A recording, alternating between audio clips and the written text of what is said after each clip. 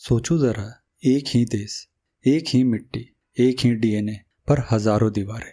आज कास्ट हमारे देश का सबसे बड़ा वोटिंग मुद्दा है, सबसे बड़ी कंट्रोवर्सी है।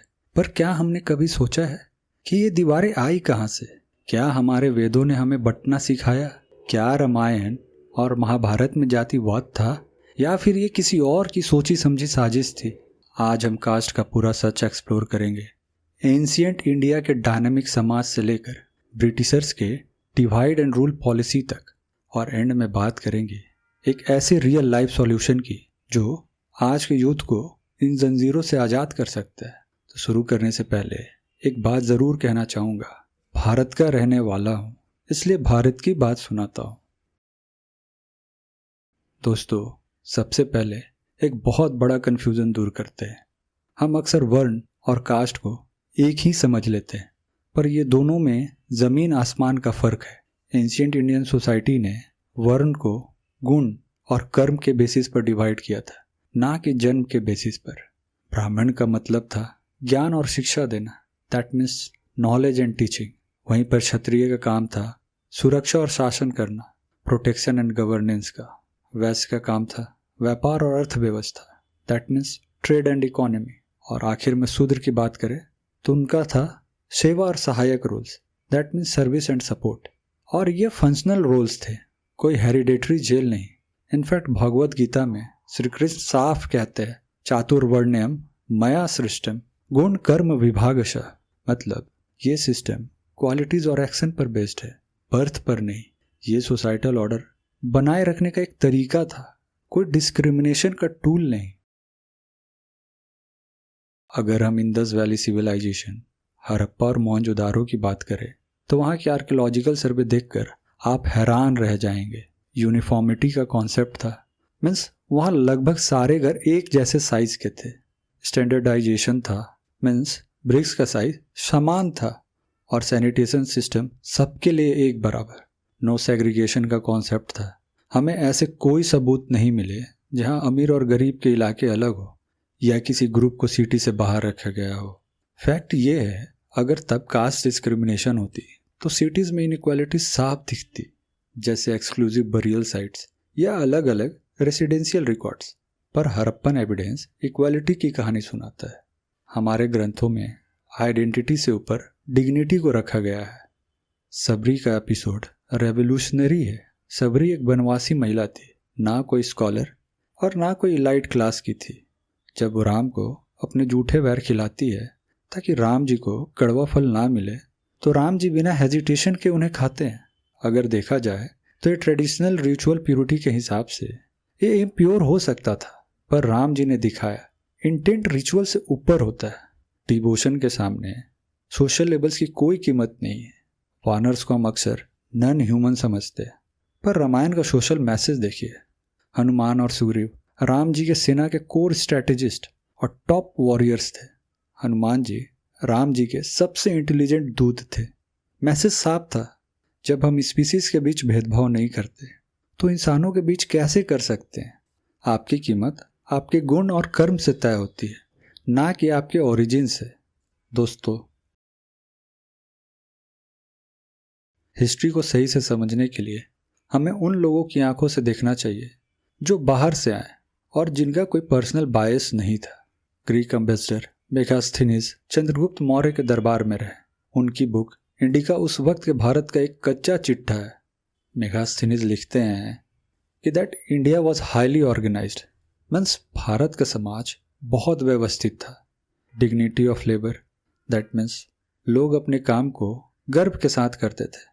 फ्लेक्सिबिलिटी, उन्होंने नोट किया कि यहाँ लोग अपनी ऑक्यूपेशन बदल सकते थे। एक इंसान जरूरत पड़ने पर योद्धा बन सकता था और एक सिपाही खेती कर सकता था। यहाँ भी मैसेज साफ था। ये फ्लेक्सिबिलिटी तभी मुमकिन है जब सोसाइटी रिजिड कास्ट सिस्टम में कैद ना हो। अगर बात गुप्ता पीरियड की करें, गुप्ता पीरियड को गोल्डन एज सिर्फ आर्ट के लिए नहीं बल्कि सोशल हार्मनी के लिए भी कहा जाता था। फाहेन, चाइनीज से आए इस मॉन्क ने लिखा कि भारत में लोग मोरल डिसिप्लिन फॉलो करते थे, सोशल हेट्रेड नहीं। उन्होंने हॉस्पिटल्स और चैरिटी का जिक्र किया, पर कहीं भी कास्ट बेस्ड नफरत का जिक्र नहीं किया। अगर बात भक्ति मूवमेंट की करें तो भक्ति मूवमेंट सिर्फ धार्मिक नहीं बल्कि एक सोशल रेवोल्यूशन था। इन संत्स ने प्रीस्टहुड की मोनोपोली को तोड़ दिया। इनफैक्ट रामानुजाचार्य ने वो किया जो उस वक्त के हिसाब से इम्पॉसिबल था। उन्होंने हस्ताक्षरी मंत्र पब्लिक में चिल्ला कर बोल दिया, जबकि लोग कहते थे ये सिर्फ एलाइट के लिए है। जब उन्हें डराया गया कि इससे आपको नर्क मिलेगा, तो उनका जवाब था, अगर मेरे नर्क जाने से हजारों को मोक्ष मिलता है तो मैं खुशी खुशी नर्क जाऊंगा। आज हैदराबाद में 216 feet tall statue of equality उसी महान सोच का रिमाइंडर है। यहाँ भी मैसेज बिल्कुल साफ है, वासुदेव कुटुंबकम। जब हम 13 से 18 सेंचुरी की बात करते हैं तो एक बात क्लियर होनी चाहिए, इस दौरान कॉन्फ्लिक्ट्स और रिलीजियस टेंशन जरूर थी, पर कास्ट हायरार्की एडमिनिस्ट्रेशन का टूल नहीं थी। इस्लामिक पॉलिटिकल सिस्टम में डिवीजन का एक्सिस रिलीजन मुस्लिम वर्सेस नॉन मुस्लिम था, ना कि हिंदू समाज के इंटरनल कास्ट। रूलर का फोकस टेरिटरी और रेवेन्यू पर था, जातियों को ऊपर नीचे करने में नहीं। अल-बुरूनी अपनी किताबुल हिंद में लिखते हैं कि हिंदू समाज में डिविजन्स इंटरनल और कल्चरल है, पर रूलर्स उन्हें इन्फोर्स नहीं करते हैं। फॉरेन ट्रैवलर्स, भक्ति संस और पुराने सब रिकॉर्ड्स एक ही बात कंफर्म करते हैं दैट एंशिएंट और मेडिवल इंडिया में सोसाइटी ऑक्यूपेशन ओरिएंटेड थी। स्पिरिचुअलिटी पूरी तरह बर्थ ब्लाइंड थी। इक्वालिटी एक आइडिया नहीं बल्कि प्रैक्टिस थी। जिस देश के संत्स ने भगवान को सबका बनाया, उस देश की आत्मा कभी डिस्क्रिमिनेशन सिखाती ही नहीं। कास्ट एरोगेंस एक बात का डिस्टॉर्शन है, भारत की ओरिजिनल सोल नहीं। इस पर मैं एक और बात कहना चाहूँगा, हमारा इतिहास गवाह है, नालंदा से लेकर रामानुजाचार्य तक हमने हमेशा ज्ञान को वंश से ऊपर रखा। तो फिर ये जंजीरें आई कहाँ से? असली खेल शुरू हुआ जब ब्रिटिशर्स ने हमारी आइडेंटिटी को मैप करना शुरू किया। ये पॉइंट्स आज के लिए इसलिए इम्पोर्टेंट है क्योंकि अगर सल्तनत या मुगल एरा में कास्ट रिजिट होती तो ब्रिटिशर्स को हमें क्लासिफाई करने की ज़रूरत ही नहीं पड़ती। उनके सेंसस ने पहली बार कास्ट को एक ऑफिशियल आइडेंटिटी बनाया और सोशल हायरार्की को एक लीगल फॉर्म दे दी। ब्रिटिश रूल इंडिया के लिए सिर्फ पॉलिटिकल स्लेवरी नहीं थी, ये एक सिविलाइजेशन डिस्ट्रप्शन था। जहां पहले इंडियन सोसाइटी फ्लेक्सिबल और ऑक्यूपेशन ड्रिवन थी, ब्रिटिशर्स ने उसे कैटेगराइज किया, फ्रीज किया और लीगली इन्फोर्स कर दिया। यहीं से मॉडर्न कास्टिज्म का असली बर्थ होता है। ब्रिटिशर्स एक बेसिक प्रॉब्लम फेस कर रहे थे, how do you rule such a diverse and complex society. उनका सॉल्यूशन था डिवाइड एंड रूल। उन्होंने समझा अगर इंडियंस को एक सिंगल आइडेंटिटी में यूनाइटेड रहने दिया तो रिवेलियन इनएविटेबल है, मीन्स एक न एक दिन विरोध तो होना पक्का है। इसलिए उन्होंने लैंग्वेज, रिलीजन और सबसे इफेक्टिव वेपन कास्ट पर डिवाइड किया। कास्ट उनके लिए परफेक्ट टूल थी क्योंकि वो सोसाइटी में सोशल कैटेगरीज के रूप में मौजूद तो थी लेकिन रिजिड नहीं थी। ब्रिटिशर्स ने इसे एक इंस्टीट्यूशनल वेपन बना दिया। 1881 में ब्रिटिश गवर्नमेंट ने इंडिया का पहला सिस्टमैटिक कास्ट सेंसस कंडक्ट किया। इससे पहले सेंसस सिर्फ पॉपुलेशन काउंट करता था, आइडेंटिटी रिकॉर्ड नहीं करता था। For the first time her individual से पूछा गया तुम्हारी कास्ट क्या है। हजारों जातिस को ऑफिशियली रिकॉर्ड करके एक हायरार्किकल ऑर्डर में फिट किया गया। ब्रिटिश एंथ्रोपोलॉजिस्ट ने लोकल वेरिएशंस को इग्नोर किया और कॉम्प्लेक्स रियलिटीज़ को वन साइज फिट्स ऑल बना दिया। इसका रिजल्ट क्या हुआ? कास्ट एक सोशल डिस्क्रिप्टर से हटकर एक ऑफिशियल आइडेंटिटी बन गई। ब्रिटिशर से पहले सोसाइटी में मोबिलिटी थी। एक लोहार का बेटा ट्रेडर बन सकता था, किसान का बेटा सोल्जर। लेकिन ब्रिटिश एडमिनिस्ट्रेशन ने ऑक्यूपेशन को बर्थ से परमानेंटली जोड़ दिया। Caste equal profession equal status का फॉर्मूला सेट किया।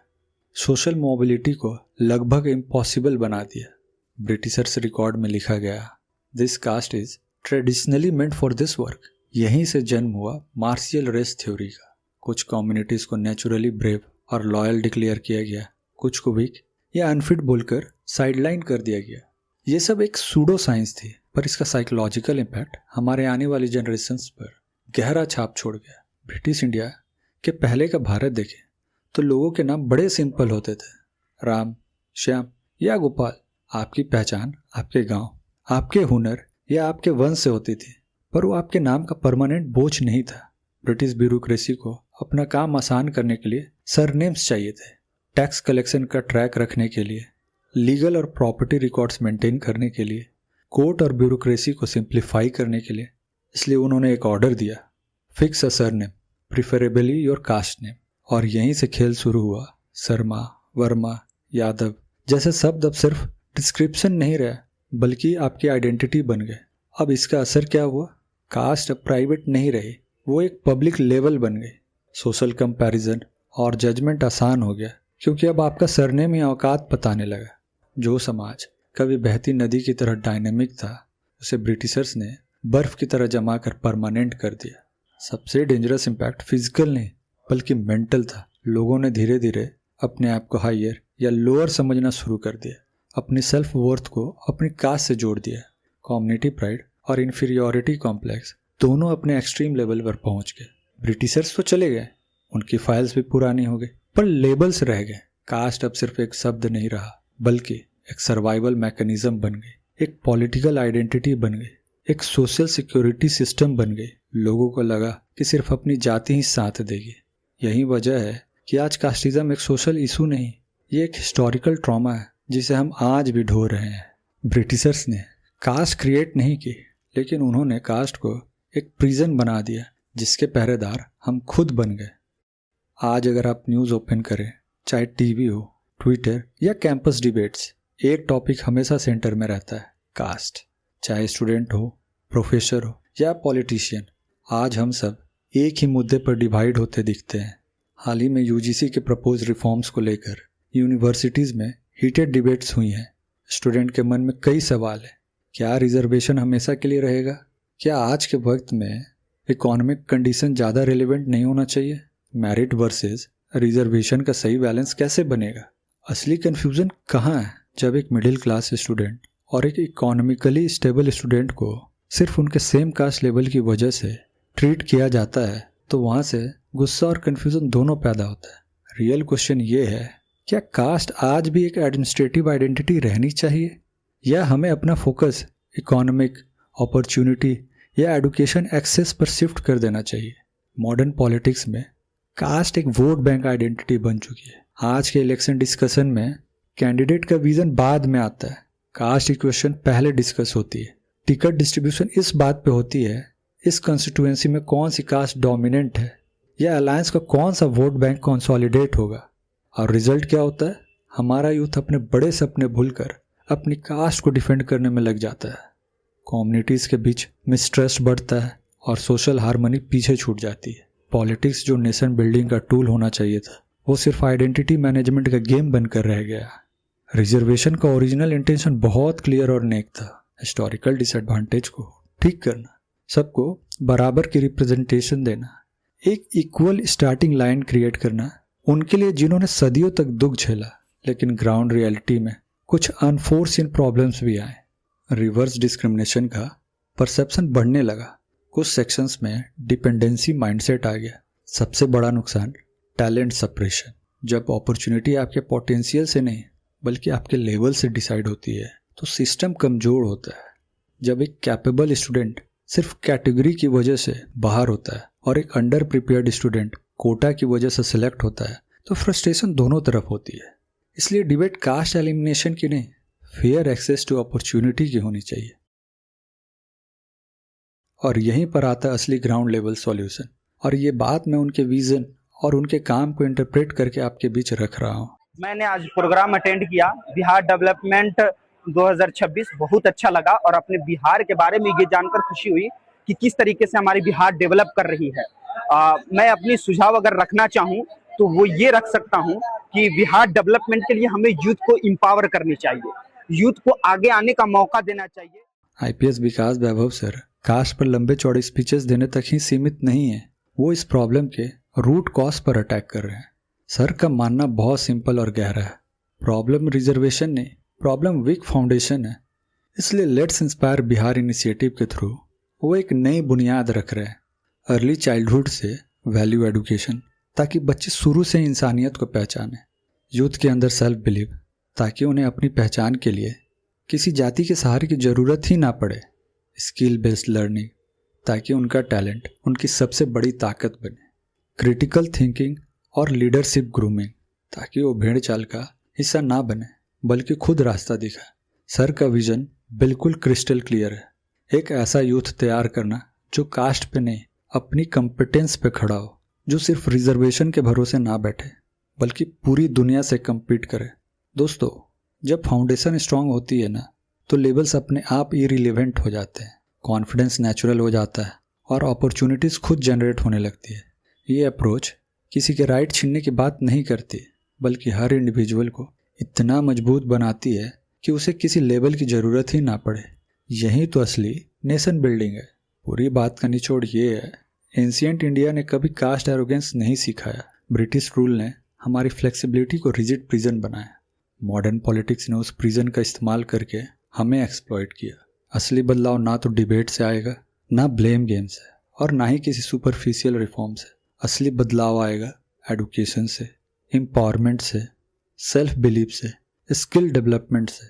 जैसे IPS विकास वैभव सर कहते हैं, empower the mind, not just the identity.